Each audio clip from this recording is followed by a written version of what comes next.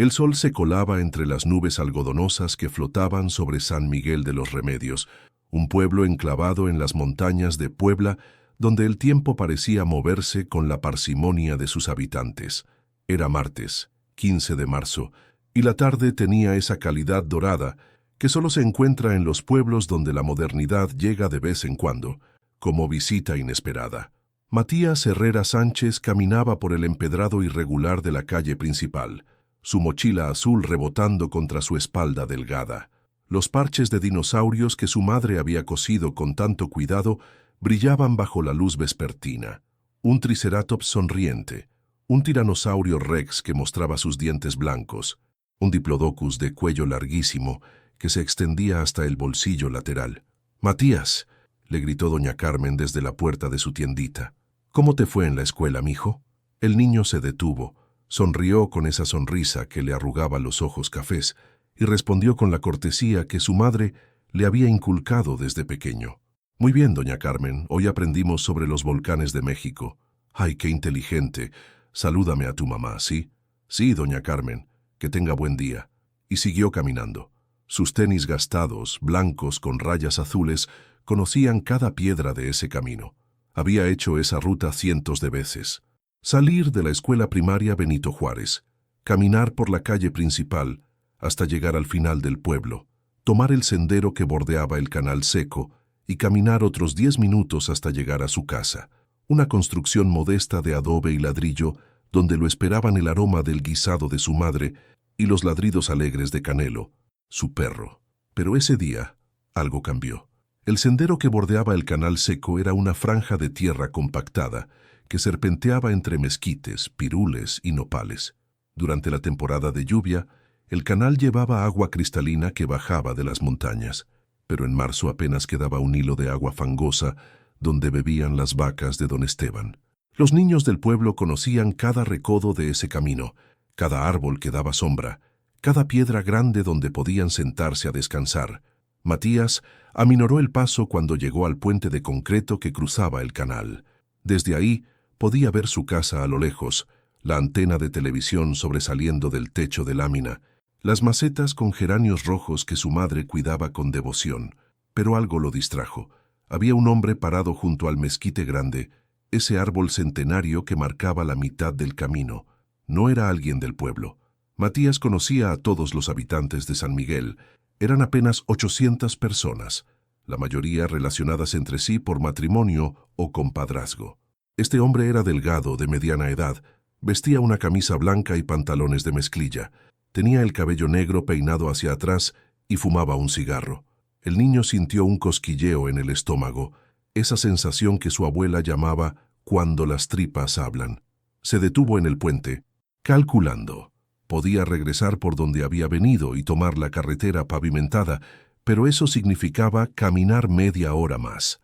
Además, su madre le había dicho 1000 veces que no fuera miedoso, que los hombres de su familia eran valientes. «No pasa nada», se dijo. «Es solo un señor». Siguió caminando. Cuando se acercó al mezquite, el hombre volteó hacia él. Tenía ojos pequeños y oscuros, y su sonrisa mostraba dientes manchados de nicotina. «Oye, chaparrito», le dijo con voz ronca, «¿tú eres de por aquí?» Matías asintió sin detenerse. Su madre le había enseñado a ser educado pero cauteloso con los extraños. «Busco la casa de la familia Herrera. Me dijeron que viven por estos rumbos». El niño se detuvo en seco. Ese era su apellido. Su corazón empezó a latir más rápido.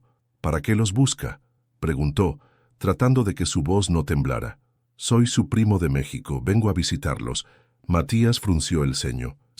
Conocía a todos sus primos, tíos y familiares. Su madre le había hablado de cada uno, le había mostrado fotografías, le había contado historias. No recordaba ningún primo de la capital. «¿Cómo se llama usted?», preguntó. El hombre tiró el cigarro al suelo y lo pisó. Su sonrisa se hizo más amplia, pero sus ojos se mantuvieron fríos. «Me llamo Roberto, Roberto Herrera. Soy hermano de tu papá». Eso era imposible. Su padre había muerto cuando él tenía 5 años, en un accidente en la obra donde trabajaba. Su madre le había contado que no tenía hermanos, que había sido hijo único. El miedo se apoderó de Matías como agua helada. Dio un paso hacia atrás. Mi papá no tenía hermanos, dijo con voz pequeña. La sonrisa del hombre se desvaneció. Sus ojos se endurecieron. Claro que sí, niño. A lo mejor tu mamá no te ha contado todo. Matías sintió que las piernas le temblaban. Quería correr, pero algo en la mirada del hombre lo paralizaba. Era como si estuviera hipnotizado por una serpiente. Ven acá, chaparrito. Te voy a contar cosas de tu papá que no sabías. No, gracias. Tengo que llegar a mi casa. Tu casa puede esperar. Esto es importante. El hombre extendió la mano hacia él.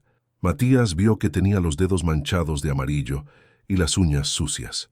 El instinto de supervivencia. Ese mismo instinto que había mantenido vivos a sus antepasados durante generaciones, finalmente despertó en su interior. Corrió como nunca había corrido en su vida, con la mochila azul golpeándole la espalda, con los pies resbalándose en la tierra suelta del sendero. Escuchó pasos detrás de él, gritos, pero no volteó. Su abuela siempre le decía, «Cuando corras del diablo no voltees ni para despedirte». Llegó jadeando al patio de su casa. Canelo salió a recibirlo con ladridos de alegría, pero Matías apenas lo notó. Empujó la puerta mosquitera y gritó, «¡Mamá! ¡Mamá!». Rosa Sánchez de Herrera salió de la cocina secándose las manos en el delantal. Era una mujer de 32 años, menuda pero fuerte, con el cabello negro recogido en una trenza y ojos que reflejaban la sabiduría silenciosa de quienes han conocido la pérdida temprana.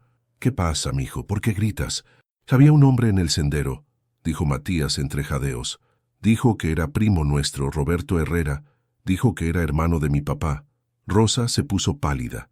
Se arrodilló frente a su hijo y lo tomó por los hombros. ¿Cómo era ese hombre? Delgado, de camisa blanca. Fumaba. Tenía los dientes amarillos y me dijo que fuera con él. ¿Te tocó? ¿Te hizo algo? No, mamá. Corrí. Rosa apretó a su hijo contra su pecho. Su corazón latía tan fuerte que Matías podía sentirlo. «Hiciste bien, mijo. Muy bien». Esa noche, Rosa no durmió. Se quedó sentada en la sala, mirando por la ventana hacia el sendero oscuro. Había cerrado todas las puertas con pestillo y había puesto una silla contra la puerta principal. Canelo también estaba inquieto, gruñendo de vez en cuando hacia la puerta. A las 6 de la mañana, cuando el gallo de don Esteban cantó por tercera vez, Rosa despertó a Matías. «Mijo, hoy no vas a ir a la escuela». «¿Por qué, mamá?» «Porque voy a hablar con el maestro Rodrigo y con don Aurelio. Necesito contarles lo que pasó ayer». El maestro Rodrigo Mendoza era el director de la escuela y el hombre más respetado del pueblo después del sacerdote. Don Aurelio Ramírez era el delegado municipal, una especie de alcalde que resolvía los conflictos y organizaba las festividades. Entre los dos manejaban la vida social y política de San Miguel de los Remedios. Rosa caminó hasta la escuela con Matías de la mano. El aire matutino olía a tierra húmeda y humo de leña. Las señoras barrían sus patios y regaban las plantas mientras los hombres se alistaban para ir a sus trabajos. Algunos a las milpas, otros a la fábrica de ladrillos, los más afortunados a empleos en la ciudad más cercana. «Buenos días, maestra Rosa». La saludó don Aurelio, que estaba platicando con el maestro Rodrigo bajo el fresno de la plaza. «Buenos días. Necesito platicarles algo importante». Les contó lo ocurrido la tarde anterior. Los dos hombres escucharon con atención creciente, intercambiando miradas de preocupación. «¿Estás segura de que no era alguien de por aquí?», preguntó el maestro Rodrigo. «Segura. Conozco a todas las familias del pueblo y de los ranchos cercanos. Además, Matías tiene razón. Mi esposo no tenía hermanos». «¿Cómo era exactamente ese hombre?», insistió don Aurelio. Rosa repitió la descripción que le había dado su hijo. Los dos hombres se miraron con gravedad. «Voy a mandar palabra a los otros pueblos», dijo don Aurelio, «a ver si alguien ha visto a ese fulano. También voy a hablar con el comandante de la policía estatal. Mientras tanto», agregó el maestro Rodrigo, «creo que los niños no deberían andar solos por los senderos, al menos por unos días». Rosa asintió, pero por dentro sentía una angustia que no podía explicar. Era como si una sombra hubiera caído sobre su pueblo, sobre su vida tranquila. Esa tarde, contrario a lo que había prometido, no esperó a que llegara alguien a acompañar a Matías. El niño insistió en que quería ir a jugar con sus amigos al campo de fútbol improvisado que habían hecho detrás de la iglesia. «Mamá, Todos los niños van a estar ahí, no va a pasar nada.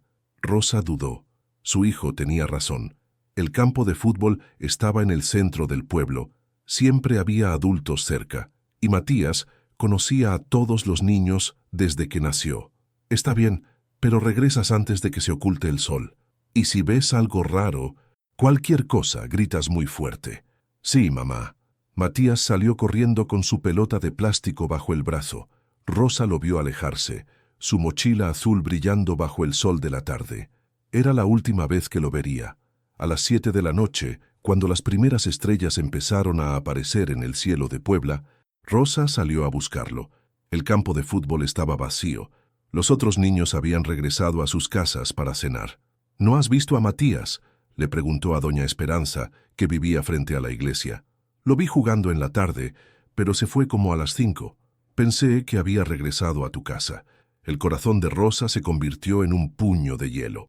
Corrió de casa en casa, preguntando, gritando el nombre de su hijo. Los vecinos salieron con linternas y lámparas de mano. Don Aurelio organizó grupos de búsqueda que peinaron cada rincón del pueblo. La iglesia, la escuela, el panteón, las casas abandonadas. Nada. El maestro Rodrigo encontró la pelota de Matías en el sendero del canal, a unos 100 metros de donde había visto al extraño el día anterior. Pero del niño no había rastro. La búsqueda continuó toda la noche. Llegaron voluntarios de pueblos vecinos, policías estatales con perros, incluso un helicóptero de la Cruz Roja que sobrevoló la zona durante horas. Dragaron el canal, aunque apenas tenía medio metro de agua. Revisaron pozos, cuevas, barrancas. Matías Herrera Sánchez había desaparecido como si la tierra se lo hubiera tragado. Durante los días siguientes, San Miguel de los Remedios se convirtió en un hervidero de actividad. Periodistas, policías, voluntarios, sacuriosos. La historia salió en los noticieros regionales. Niño de 8 años desaparece en Pueblo de Puebla. La fotografía escolar de Matías, con su sonrisa tímida y sus ojos brillantes, apareció en carteles pegados en postes de luz, tiendas y mercados de toda la región. Rosa no comía, no dormía. Se sentaba en la puerta de su casa esperando, como si la fuerza de su voluntad pudiera hacer que su hijo apareciera caminando por el sendero, con su mochila azul y su sonrisa de dinosaurios. Una semana después, cuando la búsqueda oficial se suspendió por falta de pistas, Rosa habló con un periodista de televisión que había venido desde Puebla capital. «Se aparece su mochila», dijo con voz quebrada mirando directamente a la cámara. «Esa mochila azul con parches de dinosaurios. Si aparece eso, es que algo pasó. Algo grave. Mi niño nunca se separaría de esa mochila. Se la regalé en su cumpleaños, y me decía que cuando fuera grande iba a estudiar para ser paleontólogo, como los señores que buscan dinosaurios en las películas». Sus palabras se perdieron en el viento de la montaña, pero quedaron grabadas para siempre en la memoria colectiva de un pueblo que había perdido su inocencia en una tarde de marzo, cuando el sol se colaba entre las nubes y la vida parecía eterna. El sendero del canal seguía ahí, serpenteando entre mezquites y pirules, pero ya nadie lo llamaba igual. Los padres prohibieron que sus hijos caminaran solos por ahí. Las madres acompañaban a sus niños hasta la puerta de la escuela. Y por las noches, cuando el viento soplaba entre los árboles, algunos juraban escuchar una voz pequeña que gritaba «mamá» desde algún lugar perdido en la oscuridad. Matías había desaparecido, pero su ausencia se había vuelto una presencia constante en San Miguel de los Remedios, una presencia que cambiaría para siempre la forma en que vivían, en que confiaban, en que dejaban que sus hijos corrieran libres bajo el sol dorado de las tardes de Puebla. El martillo neumático resonaba contra las paredes de la casa colonial, como el latido irregular de un corazón enfermo. Sebastián Morales se limpió el sudor de la frente con el dorso de la mano, dejando una mancha de polvo de yeso sobre su piel morena. Había comprado esa propiedad en la calle Hidalgo 3 meses atrás, una ganga que ahora entendía por qué había sido tan barata. Cada pared que derribaba revelaba nuevos problemas, tuberías oxidadas, instalaciones eléctricas de los años 60, humedades que habían carcomido la estructura durante décadas. Pero Sebastián era un hombre optimista. A los 43 años, Después de trabajar 20 años como ingeniero civil en la Ciudad de México, había decidido regresar a Puebla para abrir su propio negocio de restauración de casas históricas. Atlixco, con su arquitectura colonial y su creciente turismo, le había parecido el lugar perfecto para empezar una nueva vida. «¡Patrón!», le gritó Joaquín, su único empleado, un joven albañil de 25 años que había contratado por recomendación. «Ya terminé de quitar los azulejos del baño. ¿Qué sigue?». «Vamos a revisar el ático», respondió Sebastián, guardando el martillo en su cinturón de herramientas. «Necesito ver el estado de las vigas antes de planear la instalación eléctrica de la planta alta». La casa tenía más de 100 años. Había pertenecido a la familia Vázquez durante 3 generaciones, hasta que el último heredero, un anciano sin hijos que vivía en Estados Unidos, decidió venderla. Los vecinos le habían contado a Sebastián que don Armando Vázquez había vivido solo los últimos 15 años de su vida, después de que muriera su esposa. Era un hombre huraño, que apenas salía de casa y que se había vuelto cada vez más extraño con la edad. Dicen que los últimos años ya no estaba bien de la cabeza. Le había comentado doña Leticia, la vecina de al lado. Hablaba solo, veía cosas que no existían. Sus sobrinos de Estados Unidos lo vinieron a buscar cuando ya no contestaba el teléfono, pero él ya había muerto. Lo encontraron en su cama, como si se hubiera quedado dormido. La escalera que llevaba al ático era estrecha y empinada, hecha de madera que crujía bajo el peso de los 2 hombres. Sebastián subió primero, alumbrando con su linterna el espacio polvoriento que se abría ante ellos. «¡Órale!», exclamó Joaquín cuando llegó arriba. «¿Cuánto tiempo cree que tiene que nadie sube aquí?». El ático era un caos de objetos olvidados. Muebles cubiertos con sábanas amarillentas, cajas de cartón que se deshacían por la humedad, baúles de madera carcomida, fotografías enmarcadas con cristales rotos. El aire olía a moho, a papel viejo, a tiempo detenido. Sebastián dirigió el haz de luz hacia las vigas del techo. Estaban en buen estado, sorprendentemente sólidas para la edad de la construcción, pero cuando bajó la linterna para examinar el suelo, algo captó su atención. En un rincón, medio oculta detrás de una mecedora sin asiento, había una mochila azul. «Joaquín, ven a ver esto». Se acercaron con cuidado, esquivando las tablas sueltas del piso. La mochila estaba cubierta de polvo y telarañas, pero se veía sorprendentemente bien conservada. Era pequeña, del tamaño que usaría un niño de primaria. Sebastián la levantó con cuidado. Era más pesada de lo que esperaba. Tenía parches cosidos en la parte frontal, dinosaurios de colores brillantes que habían perdido algo de su vivacidad, pero seguían siendo reconocibles. «Qué raro, ¿no?», murmuró Joaquín. «¿Por qué habría una mochila de niño aquí arriba?». «Don Armando no tenía hijos», dijo Sebastián, frunciendo el ceño. «Los vecinos me dijeron que vivía solo». Abrió el cierre principal. Dentro había cuadernos con las esquinas dobladas, lápices de colores quebrados, una caja de gises y algo envuelto en papel aluminio que despedía un olor nauseabundo. Tomó uno de los cuadernos y alumbró la primera página con la linterna. Nombre: Matías Herrera Sánchez Grado, tresquero de primaria escuela. Primaria Benito Juárez Pueblo, San Miguel de los Remedios. Sebastián sintió un escalofrío que no tenía nada que ver con la humedad del ático. «Joaquín, baja por mi teléfono. Está sobre la mesa de la cocina». «¿Pasa algo, patrón?». «Tal vez. Solo trae el teléfono». Cuando se quedó solo, Sebastián siguió revisando el contenido de la mochila. Los cuadernos estaban llenos de ejercicios de matemáticas, dibujos con crayolas, tareas de español escritas con la caligrafía cuidadosa de un niño de 8 años. En uno de los márgenes, alguien había dibujado un perro café con una sonrisa grande y había escrito debajo: «Canelo mi perro». En el bolsillo frontal encontró una identificación escolar plastificada. La fotografía mostraba a un niño de cabello castaño, ojos grandes y sonrisa tímida. El nombre coincidía: Matías Herrera Sánchez. Joaquín regresó con el teléfono y se lo entregó a su patrón. «¿Qué piensa hacer?». «Voy a llamar a la policía», dijo Sebastián, marcando el número de emergencias. «Esto no está bien. Esta mochila no debería estar aquí». Centro de San Miguel de los Remedios. El mismo día Rosa Sánchez de Herrera colgó la ropa en el tendedero de su patio, los mismos movimientos automáticos que había repetido miles de veces en los últimos 5 años. A los 37 años, Su rostro mostraba las líneas que deja la tristeza prolongada, pero sus ojos mantenían esa chispa de esperanza que se niega a morir completamente. La vida había continuado en San Miguel de los Remedios, como continúa siempre después de las tragedias. Los niños que habían sido compañeros de Matías ahora estaban en secundaria.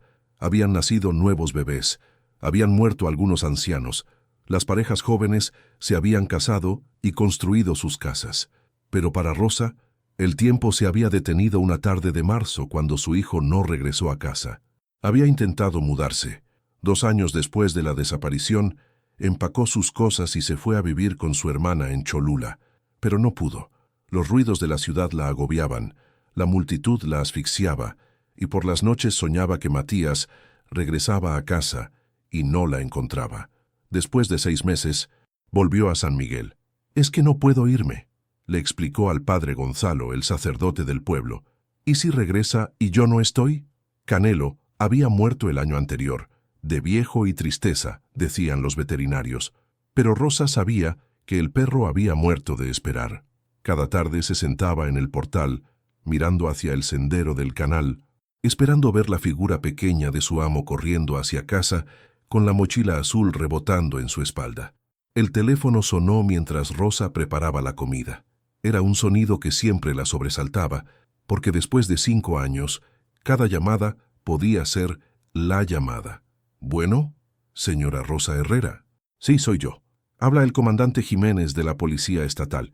¿Podría venir a Atlixco lo más pronto posible?» El corazón de Rosa se detuvo por un segundo antes de empezar a latir frenéticamente. «¿Por qué? ¿Qué pasó?» «Prefiero explicarle en persona, señora. ¿Tiene algún familiar que pueda acompañarla?» «Comandante, por favor. Han pasado 5 años. Necesito saber». Hubo una pausa larga del otro lado de la línea. «Encontraron la mochila de su hijo, señora. La mochila azul con los dinosaurios». Rosa sintió que las piernas le flaqueaban. Se tuvo que sentar en el suelo de la cocina, con el teléfono todavía pegado a la oreja. «¿Dónde?», susurró. «En una casa en Atlixco. Le explico todo cuando llegue. ¿Puede venir hoy?» Sí, voy para allá. Comandancia de Policía Estatal. Atlixco, Puebla». La sala de interrogatorios olía a café frío y desinfectante. Rosa estaba sentada frente al comandante Jiménez, un hombre de 50 años con bigote gris y ojos cansados que había visto demasiadas tragedias en sus 25 años de servicio. Sobre la mesa metálica, dentro de una bolsa de evidencia transparente, estaba la mochila azul de Matías. «La encontró un señor que está renovando una casa en la calle Hidalgo», explicó el comandante. «Sebastián Morales, ingeniero. Compró la propiedad hace 3 meses. La mochila estaba en el ático, escondida detrás de unos muebles viejos». Rosa no podía dejar de mirar la mochila. Era exactamente como la recordaba. Los parches de dinosaurios que había cosido con tanto cuidado, la mancha de tinta en el bolsillo lateral donde se había reventado un plumón, la pequeña reparación en el cierre que había hecho con hilo azul. «¿De quién era la casa?», preguntó con voz apenas audible. «De un señor llamado Armando Vázquez. Murió hace 1 año, a los 83 años. Vivía solo. Los vecinos dicen que era un hombre retraído, que casi no salía. ¿Él se llevó a mi hijo?» «Eso es lo que tenemos que investigar, señora. Hemos revisado los archivos del caso original. ¿Recuerda que su hijo le platicó de un hombre extraño que se encontró en el sendero el día antes de desaparecer?» Rosa asintió. Nunca podría olvidar esa conversación. «Estamos tratando de verificar si Armando Vázquez coincide con la descripción que dio Matías. También vamos a examinar toda la casa, no solo el ático». ¿Puedo ver qué había dentro de la mochila?» El comandante dudó, pero luego asintió. Abrió otra bolsa de evidencia y comenzó a sacar los objetos uno por uno. Los cuadernos con los ejercicios de matemáticas, los lápices de colores, la caja de gises, algunos dibujos. Rosa tomó uno de los dibujos con manos temblorosas. Era un dibujo hecho con crayolas que mostraba una casa con humo saliendo de la chimenea, un perro café en el patio y 2 figuras tomadas de la mano, una grande y una pequeña. En la parte de abajo, con letras cuidadosas, decía «Mi mamá y yo». Las lágrimas comenzaron a rodar por sus mejillas. «También encontramos esto», dijo el comandante, mostrándole el papel aluminio que contenía los restos de lo que había sido un sándwich. Creemos que era su almuerzo del día que desapareció. Le preparé un sándwich de jamón con queso, susurró Rosa. Le encantaba el jamón con queso. Le puse mayonesa y chile piquín, como le gustaba. El comandante cerró la bolsa de evidencia con cuidado. Señora Herrera, necesito que esté preparada para lo que podamos encontrar. Han pasado 5 años. Si Armando Vázquez tuvo algo que ver con la desaparición de su hijo, lo entiendo, lo interrumpió Rosa. Solo quiero saber qué le pasó. He vivido 5 años sin saber si está vivo, si está muerto, si alguien lo lastimó, si tiene hambre, si me recuerda. Cualquier cosa que encuentren va a ser mejor que esta incertidumbre. Casa en la calle Hidalgo. Esa misma tarde, el servicio médico forense había llegado con un equipo completo. Antropólogos, técnicos en criminalística, especialistas en búsqueda de restos humanos. La casa colonial se había convertido en una escena del crimen, acordonada con cinta amarilla, mientras los peritos peinaban cada centímetro cuadrado. Sebastián observaba desde la acera de enfrente, junto con los vecinos curiosos que se habían ido juntando conforme corrió la noticia. Se sentía extraño, como si hubiera abierto una puerta que debía haber permanecido cerrada para siempre. ¿Usted es el que encontró la mochila?, le preguntó una mujer mayor que se había acercado a su lado. Sí, señora. Yo conocí a don Armando durante 40 años, dijo la mujer santiguándose. Era raro. Sí, pero nunca pensé que pudiera hacer algo así. Su esposa, doña Carmen, que en paz descanse, era una santa. ¿Cómo pudo vivir tantos años con un...? No terminó la frase, pero Sebastián entendió lo que quería decir. ¿Nunca vio nada sospechoso?, preguntó. Pues mire, los últimos años don Armando se comportaba muy extraño. Hablaba solo, se reía sin razón, a veces gritaba en las noches. Pensábamos que era la edad, que se le había ido la cabeza, pero también, bajó la voz, también tenía visitas raras. ¿Qué tipo de visitas? Hombres que llegaban en la madrugada, carros que se estacionaban afuera pero que no bajaba nadie. Mi difunto esposo decía que don Armando andaba en cosas raras, pero yo no le hacía caso. Uno no debe andar creyendo chismes. Sebastián sintió un escalofrío. ¿En qué tipo de actividades había estado involucrado el anterior dueño de su casa? Un perito salió de la casa y se dirigió hacia el comandante Jiménez, que supervisaba el operativo desde la calle. Sebastián no pudo escuchar la conversación, pero vio cómo el rostro del policía se ensombrecía conforme recibía el reporte. Adentro de la casa, el equipo forense había hecho un descubrimiento que cambiaría para siempre el rumbo de la investigación. En el sótano, detrás de una pared falsa que parecía haber sido construida años atrás, encontraron un cuarto pequeño y sin ventanas. En ese cuarto había una cama individual con sábanas amarillentas, juguetes rotos esparcidos por el suelo, dibujos infantiles pegados en las paredes con cinta adhesiva y algo que heló la sangre de los investigadores. Pequeñas marcas en la pared, hechas con algo puntiagudo como si alguien hubiera estado contando los días, pero no encontraron el cuerpo de Matías Herrera Sánchez. Lo que sí encontraron fue algo que sugería que el niño no había sido la única víctima. En una caja de metal enterrada en el patio trasero había más evidencias. Fotografías Polaroid de niños que no pudieron identificar, mechones de cabello de diferentes colores atados con ligas y pequeños objetos personales, un reloj de pulsera infantil, un llavero con forma de pelota, una pulsera con cuentas de colores. «Comandante», le dijo el perito jefe cuando salió del sótano, «esto es más grande de lo que pensábamos. Necesitamos traer más gente, y necesitamos revisar los reportes de desaparecidos de toda la región de los últimos 20 años. San Miguel de los Remedios». Esa noche Rosa no pudo regresar a su pueblo hasta muy entrada la noche. El comandante Jiménez la había mantenido informada de los hallazgos, pero le había pedido que no hablara con nadie hasta que tuvieran más información. Cuando llegó a su casa, encontró a media población esperándola en su patio. Don Aurelio, el maestro Rodrigo, doña Carmen de la tiendita, las señoras del grupo de oración, los hombres que habían participado en la búsqueda 5 años atrás.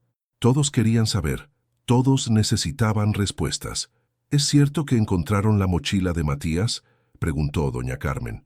Rosa asintió, sintiendo que las fuerzas se le agotaban. ¿Y él? ¿Encontraron a él? No, respondió con voz quebrada. No lo encontraron. El silencio que siguió fue más pesado que todas las palabras que se hubieran podido decir, porque todos entendieron lo que eso significaba. Si después de 5 años solo habían encontrado la mochila, las posibilidades de encontrar a Matías con vida eran prácticamente nulas. Pero al menos ya sabemos, murmuró don Aurelio. Ya sabemos que no se perdió, que no se fue por su voluntad. Ya sabemos que alguien se lo llevó. Rosa se sentó en el escalón de su casa, rodeada por su gente, por su comunidad que había llorado con ella durante 5 años, y por primera vez, desde la desaparición de su hijo, sintió algo parecido al alivio. No era el alivio de haber encontrado a Matías, era el alivio de saber que su instinto de madre nunca se había equivocado. Su hijo no los había abandonado. Su hijo había sido víctima de algo terrible, pero había luchado, había resistido, había dejado pistas. La mochila azul con parches de dinosaurios no era solo una evidencia. Era la última carta de amor de un niño a su madre. Un mensaje que había tardado 5 años en llegar, pero que finalmente había llegado. Mamá, no me olvidé de ti. No te olvides de mí. Esa noche Rosa durmió por primera vez en 5 años sin soñar que Matías regresaba caminando por el sendero. En cambio, soñó que su hijo le sonreía desde algún lugar luminoso y le decía: «Ya puedes descansar, mamá, ya me encontraste». Pero la pesadilla apenas comenzaba, porque la mochila de Matías no era el final de la historia. Era apenas el primer hilo de una madeja mucho más oscura y compleja de lo que nadie en San Miguel de los Remedios podía imaginar.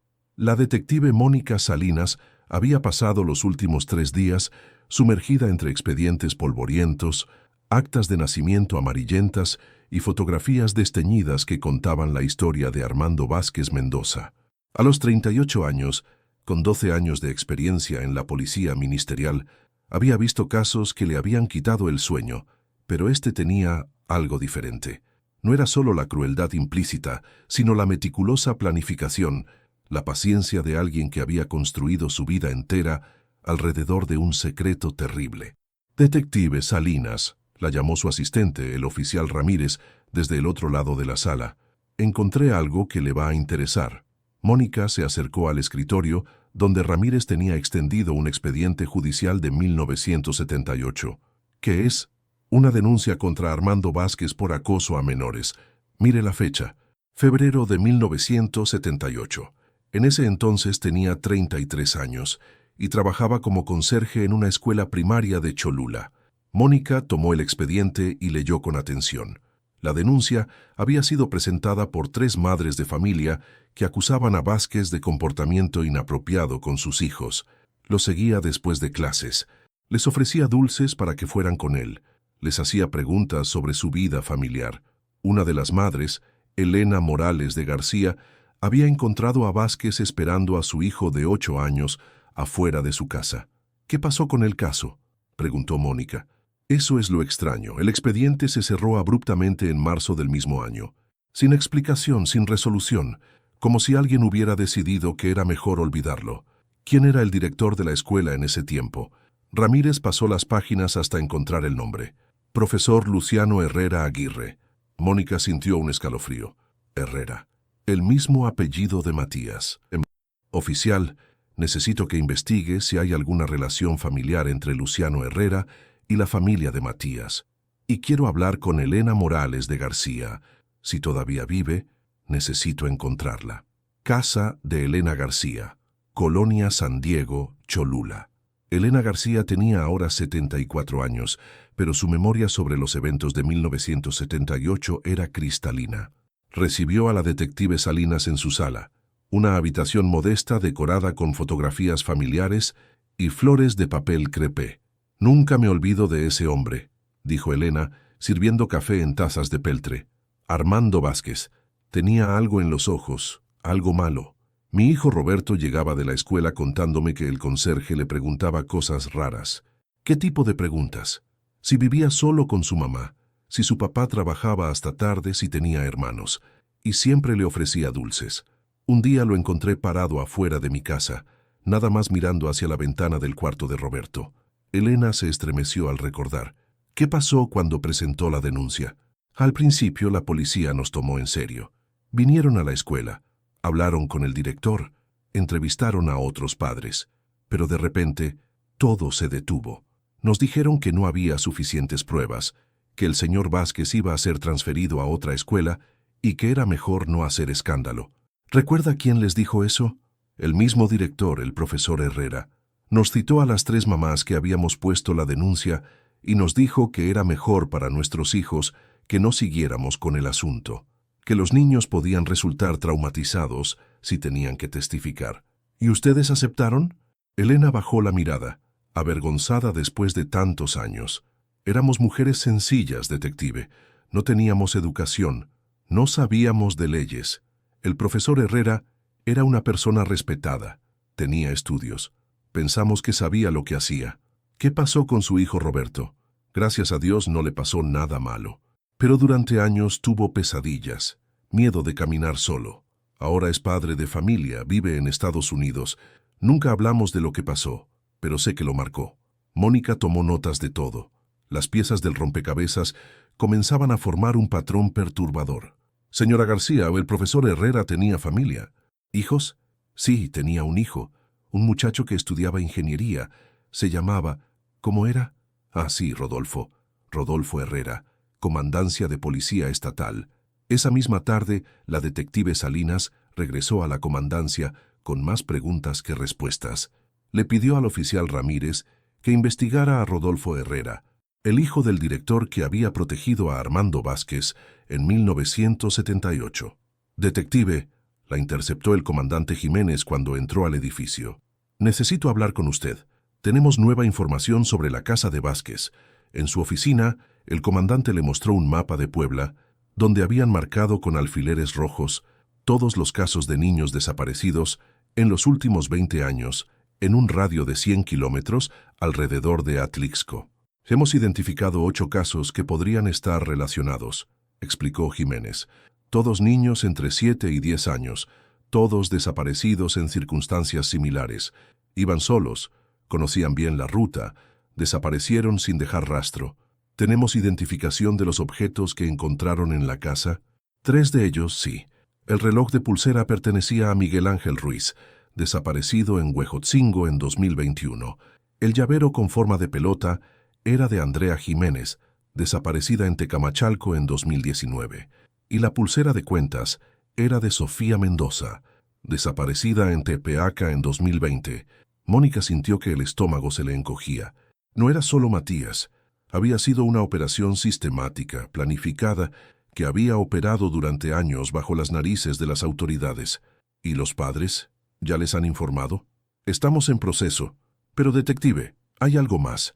El equipo forense encontró documentos en la casa de Vázquez. Parecen ser registros. Le mostró fotocopias de cuadernos escritos a mano con una caligrafía meticulosa.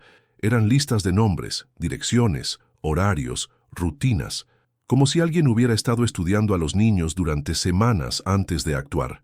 «Mire este», dijo el comandante señalando una página. «Matías Herrera, 8 años, sale de la escuela a las 2:30, camina solo por el sendero del canal, madre trabaja en casa, no tiene padre, perro café en el patio». Era como leer el manual de operaciones de un predador. Había más cuadernos, 5 en total, pero lo más perturbador es que los últimos registros son de hace apenas 6 meses. Vázquez siguió activo hasta poco antes de morir. ¿Quién más tenía acceso a esa información? Alguien tenía que ayudarle a identificar a los niños, a conocer sus rutinas. Esa es la pregunta del millón, detective. Un hombre de 80 años, enfermo y recluido, no podía haber hecho todo esto solo. San Miguel de los Remedios. Esa noche Rosa estaba sentada en su cocina, mirando las fotografías que la policía le había devuelto después de copiarlas para el expediente. Eran los dibujos que Matías había hecho en sus últimos días. La casa con humo en la chimenea, el perro café, las figuras tomadas de la mano. El maestro Rodrigo había venido a visitarla como hacía todas las noches desde que se había reactivado la investigación. «¿Cómo te sientes, Rosa?» «No sé, maestro, es extraño. Durante 5 años no supe nada, y ahora cada día aparece algo nuevo, pero nada de eso me dice dónde está mi hijo. Al menos sabes que no fue tu culpa. Durante mucho tiempo te culpaste por haberlo dejado ir a jugar ese día». Rosa asintió. Era cierto. Durante años se había torturado pensando que si hubiera sido más estricta, si no lo hubiera dejado salir, si hubiera ido a buscarlo más temprano. Maestro, ¿usted conoció al profesor Luciano Herrera?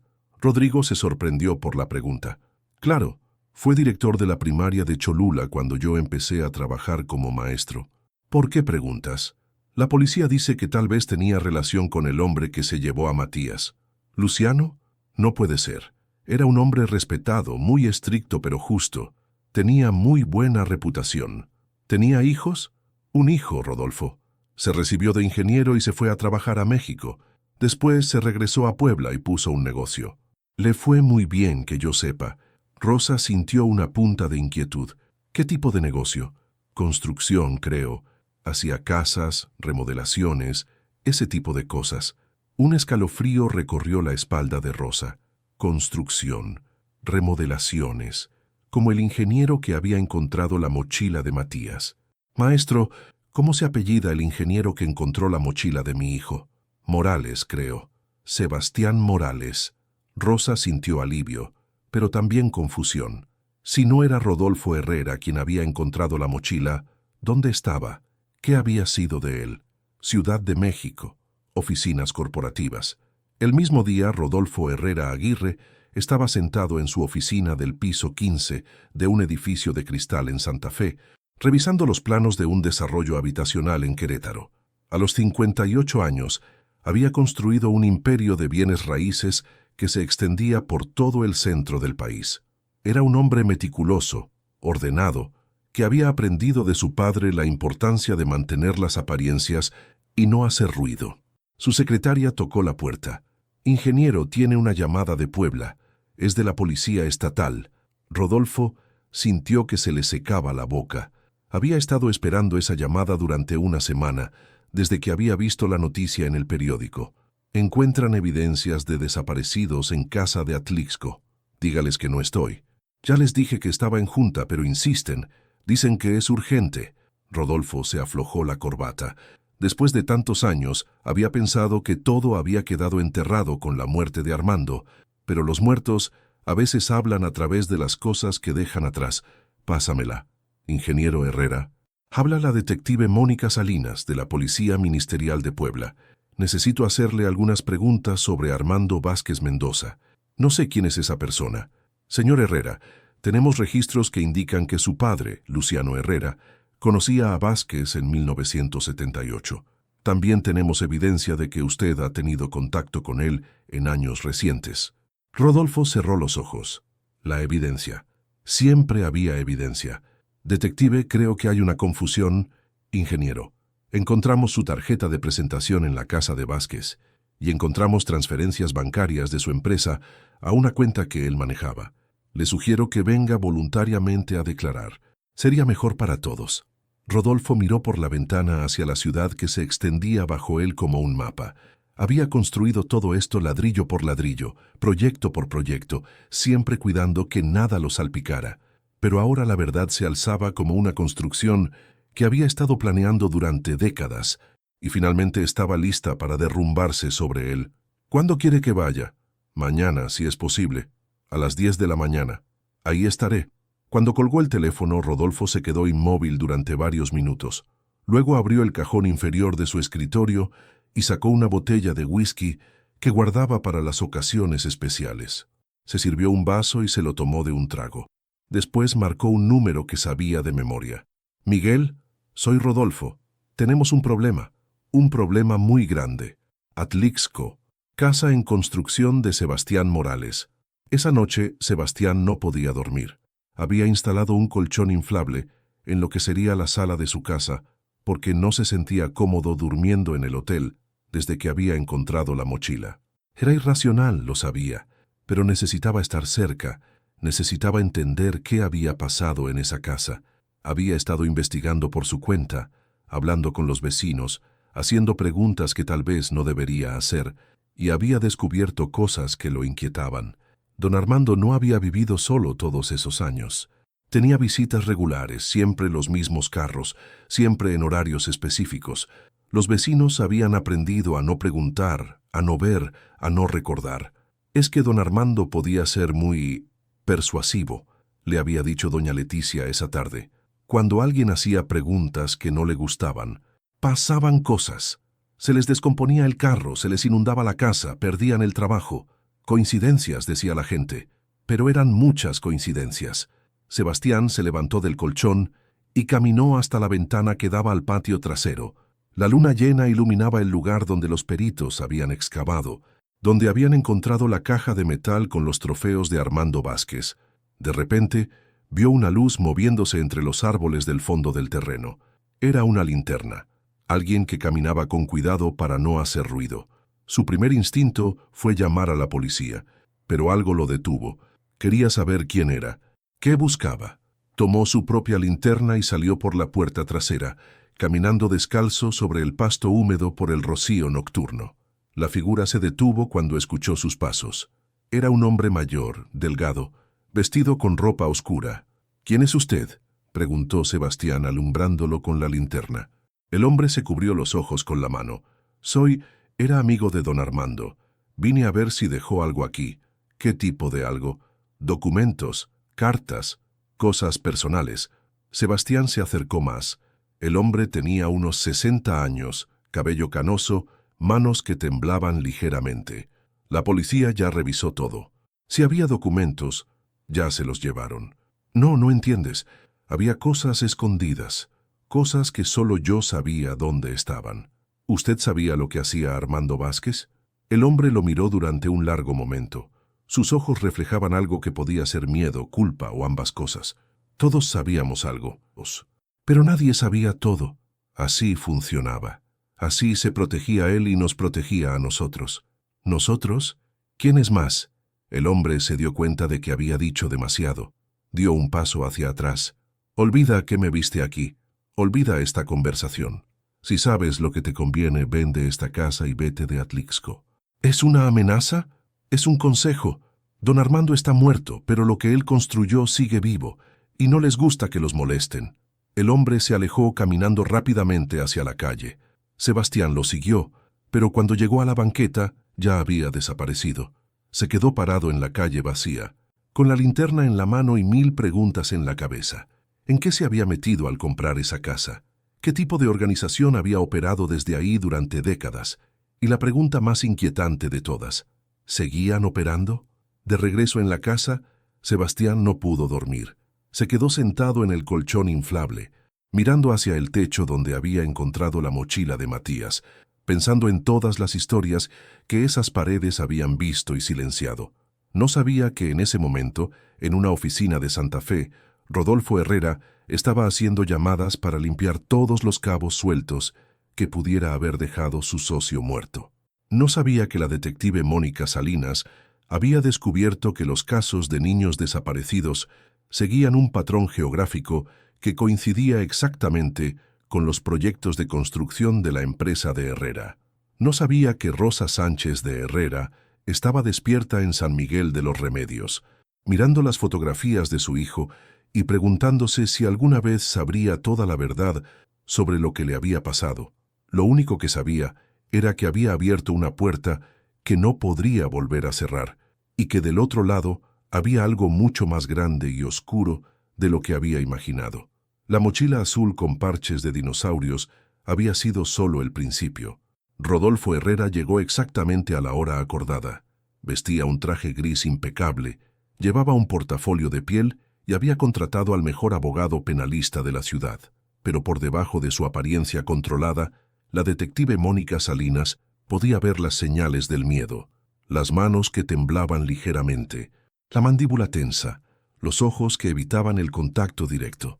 «Ingeniero Herrera», comenzó la detective cuando se sentaron en la sala de interrogatorios, «agradezco que haya venido voluntariamente». «No tengo nada que ocultar», respondió Rodolfo, aunque su voz sonaba ensayada.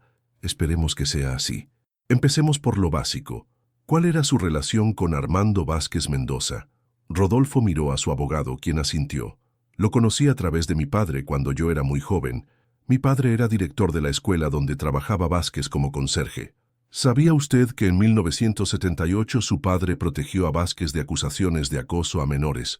Esos son especulaciones. Tengo los expedientes, ingeniero. Su padre cerró una investigación que pudo haber salvado muchas vidas. Rodolfo se aflojó la corbata. El aire acondicionado zumbaba, pero él sudaba. Mi padre creía que estaba protegiendo a la escuela de un escándalo. Los tiempos eran diferentes. ¿Y usted? ¿Cuándo se enteró de lo que realmente hacía Vázquez? No sé de qué me habla. La detective Salinas abrió una carpeta y sacó las fotocopias de los cuadernos encontrados en casa de Vázquez. Estos son registros detallados de niños de toda la región. Horarios, rutinas, información familiar. Mire esta página. Le mostró una hoja donde aparecía información sobre Andrea Jiménez, la niña desaparecida en Tecamachalco en 2019. En la esquina inferior había una nota.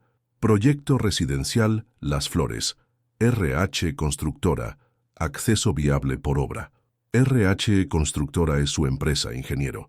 Y el proyecto residencial Las Flores era una construcción suya en Tecamachalco, exactamente donde desapareció Andrea. Rodolfo se puso pálido. Eso no significa nada. ¿Coincidencias? ¿Coincidencias? La detective sacó más documentos. Miguel Ángel Ruiz desapareció en Huejotzingo mientras usted construía un fraccionamiento ahí. Sofía Mendoza desapareció en Tepeaca, donde tenía otro proyecto. Y Matías Herrera desapareció en San Miguel de los Remedios, donde su empresa había presentado una propuesta para construir un centro comunitario. El abogado intervino. Detective, correlación no implica causalidad. Cállese, lo interrumpió Rodolfo bruscamente. Su compostura finalmente se había quebrado. Cállese de una vez. Se quedó en silencio durante varios minutos mirando sus manos. ¿Quiere contarme la verdad, ingeniero? Rodolfo levantó la vista. Sus ojos estaban llenos de lágrimas. Yo nunca toqué a ningún niño. Nunca. Eso era cosa de Armando. Pero usted le proporcionaba información. Al principio no sabía para qué la quería. Me decía que estaba escribiendo un libro sobre la vida en los pueblos, que necesitaba datos demográficos. Yo tenía acceso a esa información por mis proyectos de construcción, censos locales, estudios socioeconómicos, mapas de rutas. ¿Cuándo se dio cuenta de la verdad? En 2018, una niña desapareció en un pueblo donde yo estaba construyendo. Empecé a atar cabos. Confronté a Armando y él me dijo que ya era demasiado tarde para hacerme el inocente. ¿Lo amenazó? Me enseñó fotografías, de mí entregándole información, de mis carros cerca de los lugares donde desaparecieron los niños, de transferencias bancarias que yo le había hecho. Había construido un caso perfecto contra mí. ¿Por qué le daba dinero? Porque me dijo que si no cooperaba, haría que pareciera que yo era el cerebro de toda la operación. Tenía evidencia fabricada, testimonios comprados. Nadie me hubiera creído. La detective Salinas se inclinó hacia adelante. ¿Dónde están los niños, ingeniero? Rodolfo se quebró completamente. Comenzó a llorar como un niño. No lo sé. Armando nunca me dijo qué pasaba después. Yo solo le daba la información y el dinero. No quería saber más. ¿Cuántos casos hubo en total? 12. 12 niños en 5 años. ¿Armando trabajaba solo? No, tenía ayudantes, hombres que hacían el trabajo sucio, pero yo nunca los conocí directamente. Necesito nombres. Solo conocía apodos. El Flaco, el Mocho, el Güero. Armando los contactaba por teléfono. Nunca los vi en persona. Casa de Sebastián Morales, Atlixco. Esa tarde Sebastián había suspendido los trabajos de remodelación desde el incidente nocturno. No podía concentrarse sabiendo que su casa había sido el centro de operaciones de una red de pedófilos durante décadas. Había llamado a un sacerdote para que bendijera la propiedad, aunque él no era particularmente religioso. El padre Mendoza llegó a las 3 de la tarde. Un hombre mayor con sotana negra y una expresión grave. «Hijo, me contaron lo que pasó aquí, es terrible. Padre, no sé si deba quedarme en esta casa. Siento que está contaminada. Las casas no son buenas ni malas, Sebastián. Son las acciones de las personas las que dejan su huella. Pero podemos limpiar esa huella con oración y con actos de bondad». Mientras el sacerdote bendecía cada habitación, Sebastián recibió una llamada de la detective Salinas. «Señor Morales, tenemos nueva información. ¿Podría venir a la comandancia?» «¿Qué tipo de información?» «Prefiero explicárselo en persona. Traiga las llaves de su casa. Necesitamos hacer una búsqueda más exhaustiva. Comandancia de policía». Una hora después, Sebastián se encontró en una sala llena de mapas, fotografías y evidencias. La detective Salinas le explicó las confesiones de Rodolfo Herrera y la verdadera dimensión de la operación. ¿12 niños?, preguntó Sebastián sintiendo que se le revolvía el estómago. Posiblemente más. Herrera dice que solo participó en los últimos 5 años, pero Vázquez había estado activo desde los años 70. ¿Y mi casa? Creemos que no solo era donde los tenía, también creemos que hay un cementerio clandestino en algún lugar de la propiedad. Sebastián se sintió mareado. Se sentó pesadamente en una silla. ¿Necesita agua?, preguntó la detective. Necesito aire. Necesito salir de aquí. Señor Morales, entiendo que esto es traumático, pero necesitamos su cooperación. Los padres de esos niños han esperado años por respuestas. Sebastián pensó en Rosa, la madre de Matías, y en el dolor que había visto en sus ojos. Hagan lo que tengan que hacer. Casa de Sebastián. Excavación nocturna. Los reflectores iluminaban el patio trasero como si fuera de día. Un equipo de arqueólogos forenses había llegado con radar de penetración terrestre y habían identificado varias anomalías en el suelo. Ahora excavaban con cuidado, centímetro a centímetro. Rosa había venido desde San Miguel de los Remedios acompañada del maestro Rodrigo y don Aurelio. No podía quedarse en casa esperando noticias. Necesitaba estar ahí. Señora Herrera, se acercó la detective Salinas. No tiene que estar aquí. Esto puede ser muy difícil de ver. He esperado 5 años, detective. Puedo esperar unas horas más. A las 2 de la madrugada uno de los arqueólogos gritó: «¡Aquí! ¡Encontramos algo!». Se acercaron todos con cuidado. En una fosa poco profunda, envueltos en plástico negro, estaban los restos de un niño pequeño. Rosa se desplomó. El maestro Rodrigo y don Aurelio la sostuvieron mientras lloraba como no había llorado en 5 años. «¿Es él?», susurró. «Tendremos que esperar los análisis de ADN», dijo la detective con suavidad. «Pero encontramos esto junto a los restos». Le mostró una pequeña credencial escolar dentro de una bolsa de evidencia. Era la identificación de Matías Herrera Sánchez. San Miguel de los Remedios. Una semana después la iglesia del pueblo estaba llena hasta el tope. Había venido gente de todos los pueblos vecinos para el funeral de Matías. 5 años después de su desaparición, finalmente podía ser sepultado en el panteón donde descansaban sus abuelos. Rosa había insistido en un ataúd abierto, aunque los restos estaban en muy mal estado. Quería despedirse de su hijo cara a cara. «Perdóname, mijo», le susurró acariciando el pequeño ataúd blanco. «Perdóname por no haberte encontrado antes». El padre Gonzalo dio una misa hermosa, hablando sobre la inocencia recuperada y el descanso eterno. Pero las palabras que más resonaron fueron las de Rosa cuando subió al púlpito. «Mi hijo Matías era un niño bueno», dijo con voz clara. Le gustaban los dinosaurios. Quería ser paleontólogo cuando creciera. Le gustaba el jamón con queso y chile piquín. Amaba a su perro Canelo y me decía que cuando fuera grande iba a cuidar de mí. Su voz se quebró, pero continuó. «Durante 5 años me pregunté si había sufrido, si había tenido miedo, si me había recordado en sus últimos momentos. Ahora sé que sí sufrió, sé que tuvo miedo, pero también sé que luchó, que trató de regresar a casa, que nunca se rindió». Miró hacia el ataúd. «Ahora ya está en casa, mijo. Ya está en casa. Tribunal de Justicia de Puebla». 6 meses después, Rodolfo Herrera fue sentenciado a 40 años de prisión por complicidad en secuestro y homicidio de menores. Su empresa fue disuelta y sus bienes confiscados para crear un fondo de compensación para las familias de las víctimas.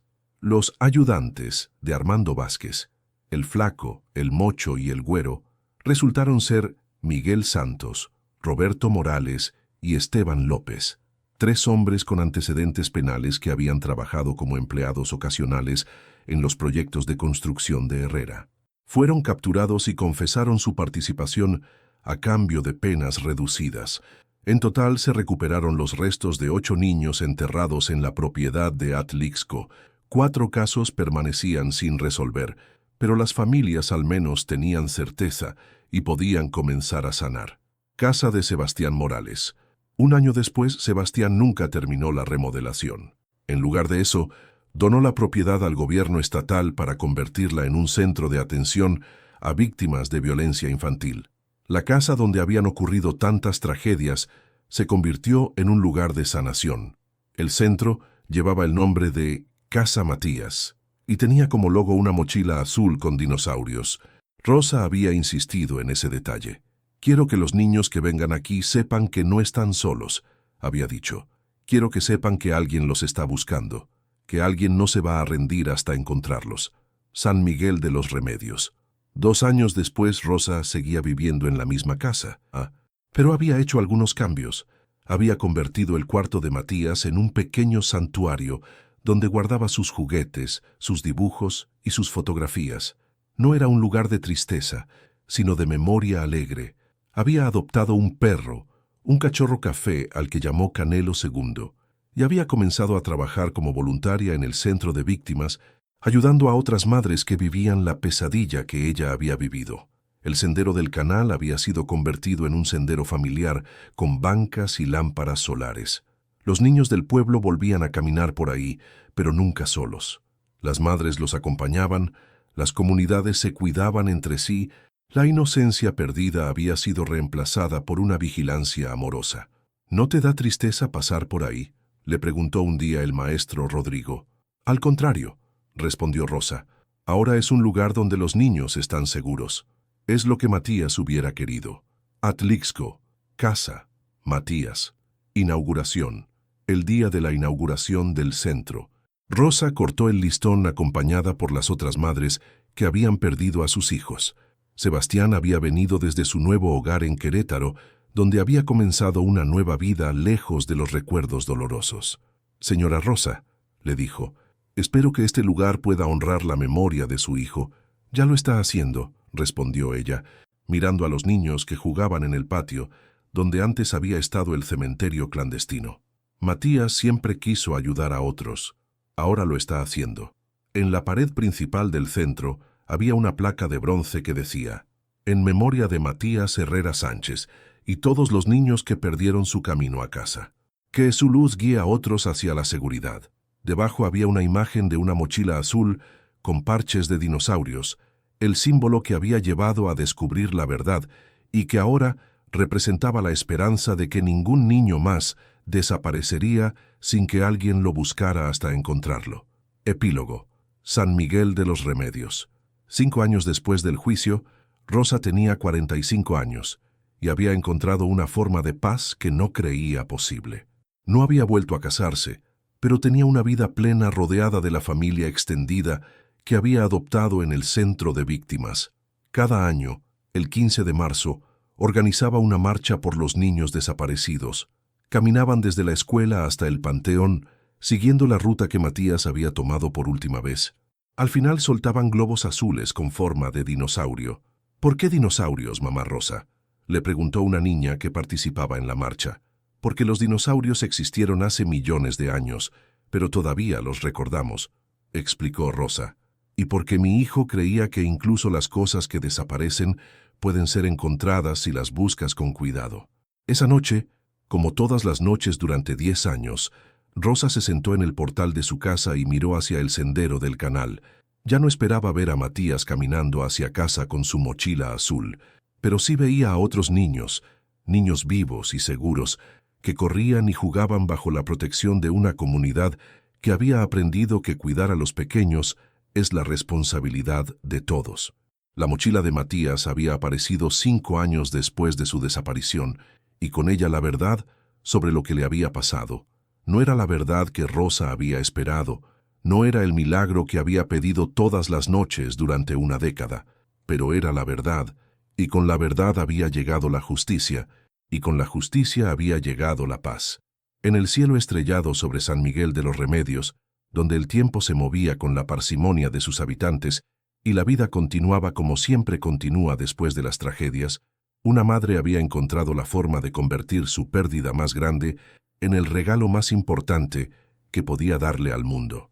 La promesa de que ningún niño sería olvidado, de que todas las mochilas perdidas serían buscadas hasta ser encontradas, y en algún lugar entre las estrellas, un niño de 8 años con una sonrisa tímida y amor por los dinosaurios finalmente había llegado a casa.